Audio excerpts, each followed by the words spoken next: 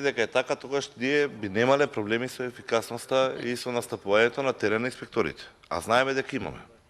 И самите вие што го рековте. Треба да добие налог од директорот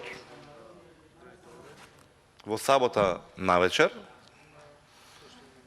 подпишан на соодветен формулар, за да инспекторот по пријава излези на терен и спреши горе дозволено на, не знам, гуми или некои други недозволени средства. Никогаш нема да се случи тоа. Исто и ова.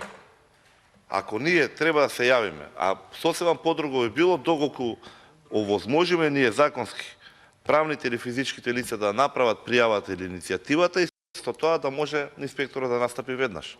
Станува збор за материја, како што дискутиравме и вчера во текот на вчерашниот ден, која што не може се докаже доколку не биде брза и ефикасна реакцијата на инспекцијските служби.